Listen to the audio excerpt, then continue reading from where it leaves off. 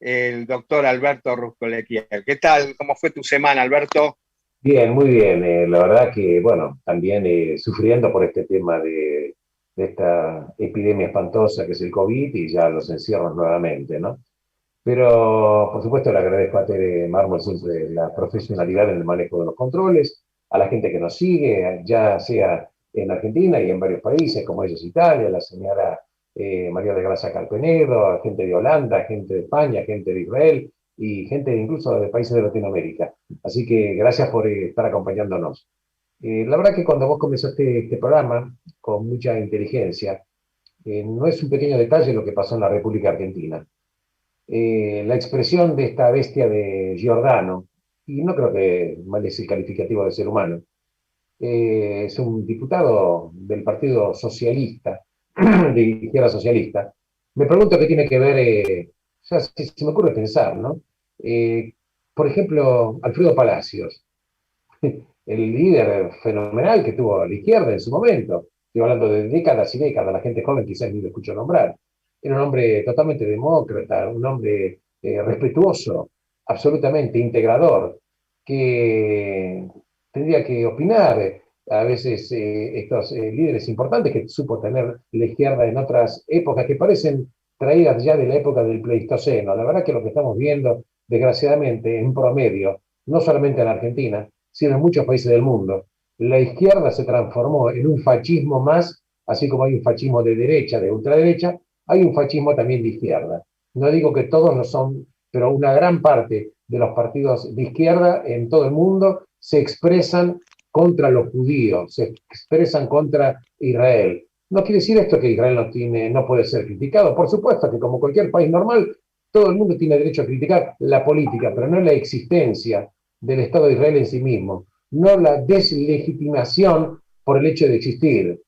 ¿Estamos de acuerdo? No al judío por sí. Por eso, como decía sabiamente en otro momento Jean-Paul Sartre, el genial filósofo francés, decía que si el judío no hubiera existido, el antisemita tenía una necesidad irrefrenable de haberlo inventado. Así que yo podría, incluso te quiero comentar que estoy preparando un artículo que me lo pidieron de Europa respecto del antisemitismo de izquierda en todo el mundo. Te lo voy a hacer llegar oportunamente. Oportunamente va a ser esta semana, porque lo tengo que entregar, tengo una fecha límite del día jueves. Así que, pero bueno, vamos a ver un poquitito la República Argentina. ¿Te parece, Charlie? La Correcto, República, correcto. perfecto. La República Sí, Argentina, sí. este programa de hoy que lleva, Aparte tiene un título muy, muy interesante, querido Alberto. decilo, decilo, el título es Sálvese quien pueda. Argentina, sálvese quien pueda. ¿Por qué te lo digo? Mira, la verdad que yo no soy una persona, nunca soy pesimista, al contrario, soy una persona que siempre busca la solución, porque creo que los problemas en la vida tienen todo solución.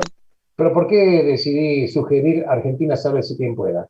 Porque la cantidad de errores, bestialidades y ceguera ideológica que tiene este país es algo que prácticamente no tiene casi registro. Errores que vinieron de las últimas décadas, qué duda cabe de todos los partidos, pero este gobierno, la verdad que este gobierno recibió como un caballo de Troya, por supuesto que recibió la pandemia, y esto hay que saberlo, algo totalmente inédito. Una vez cada siglo hay una epidemia, en 1918, en 1920 fue la epidemia de la gripe española, y ahora tocó este COVID-19.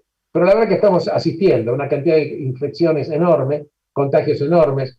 Argentina, que es uno de los países que mayor cantidad de muertos tiene por millón de habitantes, una cosa increíble, una cosa increíble. Pero esta segunda ola es culpa del gobierno. No, no la ola, la segunda cuarentena y la cantidad de muertos es culpa del gobierno. Porque la segunda ola, que se sabía que iba a venir, Europa ya estaba avisándolo en el mes de noviembre lo que estaba Aparte, pasando. discúlpame, Alberto, un minutito. Viste, cuando siempre se dice, y con el diario del lunes, nosotros estábamos viendo con respecto a Europa qué es lo que estaba pasando.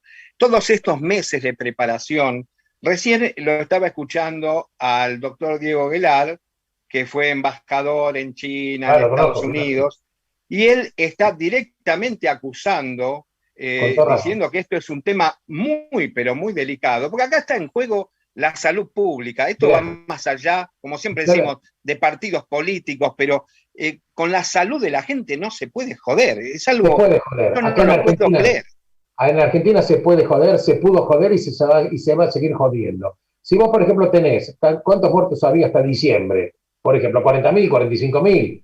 ¿Cuántos muertos Sí. hay? 30.000 más. Los 30.000 vinieron, una gran parte se murieron porque no hay vacunas. Ahora, ¿por qué no hay vacunas? Hay chimentos de todo tipo respecto de ¿por qué no se concretó con Pfizer? Yo no sé por qué no se concretó con Pfizer. Lo único que escucho que la gente dice que fue un tema de coima, que está nuevamente en el candelero, que otro fue un tema de pisar el negocio a Pfizer porque otro quería hacer negocio con Sigman respecto de AstraZeneca. Yo no lo sé. Algo pasó que habiendo tenido casi un grupo de testeo, un protocolo de casi 6.000 personas en Argentina con Pfizer que iba a dar 14 millones de vacunas, el negocio no se hizo. Y no me vengan a joder acá que Pfizer pidió lo que no pidió. Pregunto, Pfizer pidió un montón de cosas, seguramente, no es una empresa que viene a regalar nada, pero pregunto, ¿por qué los demás países que hicieron acuerdo con Pfizer recibieron las vacunas? ¿Por qué? Sí, había un protocolo. El protocolo implicaba que Argentina iba a tener que pagar menor cantidad de dinero por las vacunas de Pfizer. No vinieron, no se entregaron en consecuencia, por supuesto, como se pinchó el acuerdo, los 14 millones de vacunas que iban a venir no vinieron. Esto es un hecho. Y además iban a venir una cantidad de vacunas adicionales. Pregunto, si esto además no fue suficiente, se agregó con AstraZeneca, que no vinieron las vacunas, no sé por qué no vinieron, no sé por qué no hay un empuje legal contra todo este tema. Me refiero a un reclamo importante. Ahora, la pregunta es, ¿qué pasa? Que cuando los que hacen los negocios son financistas en otros negocios de algunos personajes que forman parte del gobierno, entonces hay que tolerarle todo.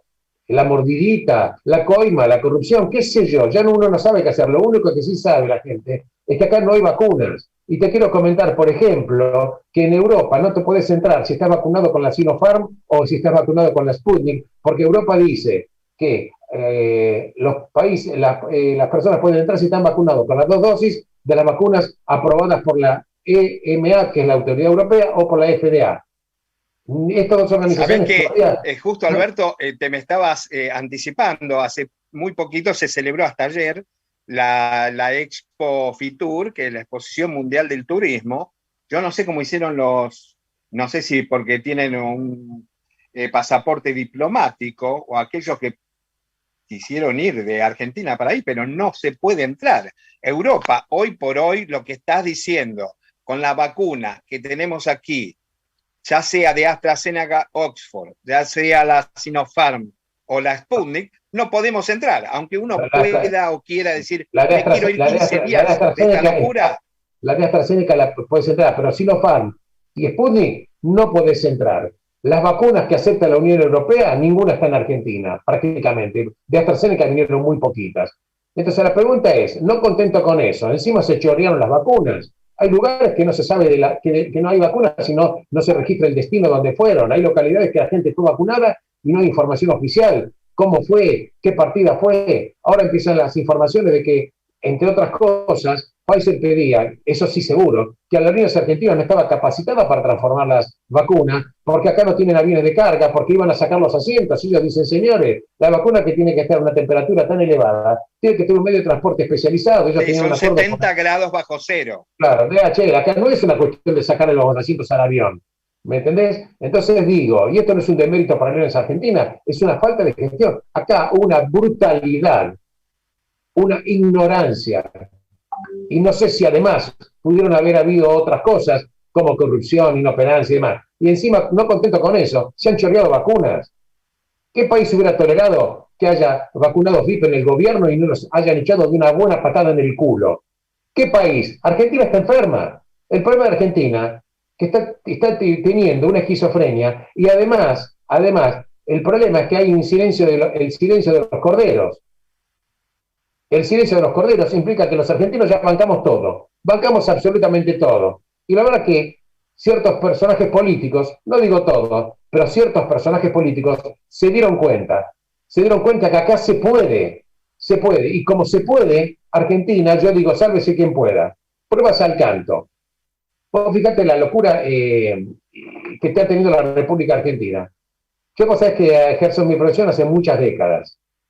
Las únicas consultas que tengo es cómo sacar la plata de Argentina. Desinversión. No digo por mecanismos ilegales. Desinvertir. La gente quiere desinvertir y el que tiene dinero, hablo de los argentinos, no quiere poner un mango. ¿Con qué le vas a dar trabajo? ¿Sabes cuál es el drama de Argentina? No hay empleo. No va a haber empleo. Acá las estadísticas de desempleo son una farsa. Al que está con un plan de trabajar lo consideran empleado. Déjense de joder. La pobreza largamente ya pasó el 50%. Argentina sabe si quien pueda, porque el que tiene plata no invierte un mango y no va a haber solución al empleo, no va a haber solución a la pobreza. Argentina está caminando hacia pobrezas inéditas, que ya las tiene, sino pobrezas además del 60-70%. Ya ni te hablo ya del acuerdo con los organismos internacionales, el acuerdo con los organismos internacionales que ahora están pidiendo la escupidera porque Argentina no, está pidiendo obviamente que el fin de mayo vence los 2.400 millones de dólares, última cuota de la deuda con el fondo, con el Club de París, entonces para que eventualmente le extiendan el plazo. Y eventualmente se lo pueden extender. Pero vos fijate lo que estamos hablando de un país. Famosa bicicleta. Un país no puede pagar 2.400, no te estoy hablando de una persona física, un país que no puede pagar 2.400 millones de dólares, está en pelotas, está quebrado, como si fuera poco, no tiene dólares. Y ahora ve que hay unos imbéciles a cargo de políticas que yo no sé de dónde los sacan, Ahora se prohíbe la exportación de carne. Yo pregunto, esto ya se probó. Argentina perdió 10-12 millones de cabezas de ganado. ¿Sí? La carne no bajó porque luego, finalmente, cuando perdés la cabeza de ganado, tenés menos oferta y los precios van a subir. Pregunto, ¿cuál es esta estupidez marxista o maoísta que ni siquiera ya la aplican en Rusia, no la aplican ¿en dónde? Decime en dónde. Donde la aplican China, los países Rusia, que hicieron. Para ellos, pero fíjate, entre comillas, interiormente son, podemos fíjate. decir, autocracias, pero a nivel exterior son países capitalistas o liberales, podemos decir. Ahora, te cuento una anécdota, Alberto, con respecto a esto que estás diciendo, que es muy importante. Tenía gente amiga, pero pequeños productores, que eso sí se fueron a la lona cuando se repite esta historia del tema del ganado. Gente, pequeños productores que evidentemente ya no se dedican a eso, porque tuvo que poner un maxi kiosco, uno de esos amigos que tenían unas cuantas cabezas de ganado, pero bueno, y me contaba el desastre que había con respecto a eso, y bueno, y después se supo que al final Paraguay estaba exportando más carne vacuna que Argentina. Era una cosa del loco. Ahora, hubo un canal de televisión, esto sí te cuento como anécdota, porque están jodiendo también a empresas privadas, porque hubo compromisos, esa famosa palabra, la confianza, porque hay restaurantes argentinos o parrillas argentinas dispersas por todo el mundo. Y realmente ese elemento distintivo era que la gente del país, que sea desde España hasta Japón mismo, quieren probar la carne argentina, hasta México, bueno. ¿Y qué pasa? Esa gente, a no ser que sea un restaurante muy grande, tenía en nuestras una provisión de 3 meses más con respecto a la carne por la cámara frigorífica. Pero bueno, ya están comprando como quieren hacer, algunos ya de Australia, otros de Uruguay, y se pierden mercados. Pero, perdón, el mercado tarda años en ser conseguido. Argentina, por ejemplo, tiene dentro de lo que es la venta mundial de exportación de carne, Argentina ocupa el 4º lugar. El primero es Brasil, el segundo es Australia, el tercero Estados Unidos. Argentina es el 4º, tiene aproximadamente, exporta el 8 al 9% de la exportación mundial de carne. Perdés un mercado. Y estos idiotas que manejan acá la política, pues son unos idiotas, porque la política no mirá, ser de derecho o de izquierda es una de las miles de formas de ser un perfecto imbécil, ¿me entendés? Y sufrir una hemiplegia intelectual o moral. Acá es el siguiente, por un lado Argentina no tiene un dólar, y prohíbe las exportaciones. Argentina exporta solamente el 30% de lo que produce, ¿me entendés? Hay que saber, te voy a dar un dato, Argentina hoy, en dólares constantes, Charlie, en dólares constantes, si comparas 1980 con hoy en 40 años, Argentina tiene un 30% solo del Producto Bruto que tenía en 1980. En dólares constantes, Argentina quedó en pelotas, por eso la Argentina quedó pobre, por eso acá la carne, no es que es cara la carne, claro que lo es, con respecto a los sueldos, pero la pregunta es, ¿cuánto la verdura, el asalariado fue tan para atrás en su poder adquisitivo, que eso se expresa en carne, en verduras, en comida, absolutamente en todo. Entonces, no habría que indagarse qué hizo la Argentina, que tiene apenas la tercera parte en términos de poder adquisitivo de su Producto Bruto. Argentina pasó a ser Siempre una la chatarrita. culpa siempre la tiene el otro, Alberto. Bueno, yo no sé si ahí lo ves en tu, Sí, ahí yo lo que quiero en decir, tu lo que te teléfono, quiero todo. decir, sí, Tenemos que, a nuestro amigo, el doctor sí, Marcelo Biondi, abogado penalista, sí, y que está sintiendo, te estás hablando, no, y con respecto a esto que estás diciendo, esa suspensión o ese no cumplimiento de contratos, porque todos son contratos privados, me imagino que después vendrán unos cuantos juicios a nivel internacional, ¿no es así, pero doctor además, Marcelo pero Biondi? Charlie, Tu bienvenida. pero ¿qué tal, ¿Qué Marcelo? Pero que tal? vos decís es tan ¿Qué tal, cierto Charlie Alberto? que en décadas anteriores, cuando Argentina, por ejemplo, estatizó concesiones, el doctor Biondi lo conoce perfectamente, los juicios que tuvo que pagar Argentina en el CIADI, que es el organismo que dirime las diferencias entre los estados, miles de millones de dólares, estas estatizaciones estúpidas, mal hechas, sin pensar, para la gilada, obviamente les parece una soberanía. La soberanía, pregunto, ¿dónde está? ¿En el más del 50% de pobres? ¿En que no te podés comprar un kilo de asado? ¿En que tenés que sacar los asientos de aerolíneas argentinas para tener una vacuna que no sé qué control de calidad tiene la temperatura? ¿Dónde carajo está la soberanía? La soberanía está en las visiones adecuadas que tienen que tener las personas. Pregunto, el presidente se fue de gira a Europa a pedir la escupidera a Alemania, que es uno de los países importantes, no solo de Europa, sino del mundo y también en el Club de París. Pregunto, ¿a dónde tuvo que ir a pedir de rodillas la contemplación para la extensión del plazo? A los países que van adelante. Pregunto, a los países que van adelante, muchos de ellos fueron muy pobres en décadas anteriores. La Argentina lo único que tiene que hacer es empezar a copiar las cosas que hicieron los países para salir adelante. Ni más ni menos que ¿Sabes? eso. Argentina Ahí sabe que quien pueda. te corto una cosita, Alberto, de algo que vos siempre ya lo dijiste en nuestro programa, que tanto, bueno, no hablemos de Japón, que sufrió 2 bombas atómicas, hablemos de Singapur, bueno, ese éxito increíble que tuvo, pero todo tiene un costo. Fueron varios años Pero, que pudieron salir pero, adelante, el pero mismo ¿sabes qué pasa?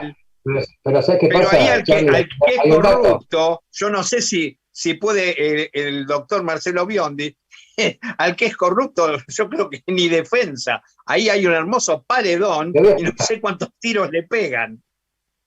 Pero más Hola, allá, pero Charlie. más allá Hola, de. Alberto. ¿Cómo andan? ¿Qué tal, Buenas Marcelo? tardes. Un Ahora te placer dejo la estar con palabra, ustedes. Marcelito, te quiero decir una sola cosa. Singapur es una provincia de Malasia. Yo estoy dando una charla en Kuala Lumpur. Sí. ¿No es así? Vos tenés que, uno dice, Malasia. Tenés que ir a Malasia. Tenés que ver cómo viven. Singapur es muchísimo más desarrollado. Era una provincia de Malasia. Llegaron a un acuerdo, Singapur luego se separó en la década de 50, 60 aproximadamente, y vos no podés creer lo que es hoy Singapur. Pero una de las cosas que tiene, puede haber muchas críticas, es que con la ley no se jode.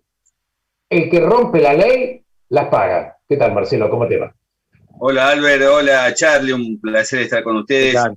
Bueno, hay muchos países donde obviamente tienen toda una cuestión normativa, donde la ley, el que no la cumple, realmente tiene un castigo, una sanción ejemplificadora para el resto, y eso hace que muchos se inhiban al momento de cometer o idear un delito, ¿no? Que bueno, no pasa en los países quizás como el nuestro, que tenemos otro sistema amparado más en cuestiones, si se quiere, de garantías constitucionales, que bueno, que no permiten eso, y que bueno, acá la gente nadie se inhibe de nada.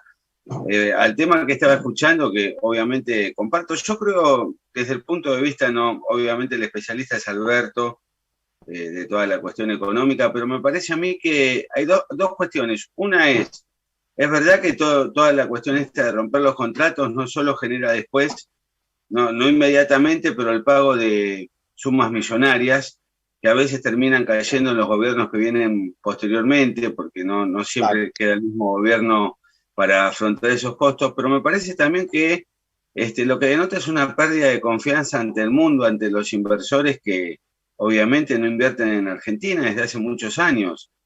Y creo que es un grave problema también para ver la posibilidad de en algún momento que salgamos adelante de esta recaída que, como ya hemos hablado antes de ahora, aquí en el programa de ustedes, a mi criterio tiene que ver con que no hay políticas claras donde haya un consenso general y que sean a 20, 30 años y que salvo que haya una cuestión de que no funcionen por algún mecanismo especial, no se cambie por más que cambien los gobiernos.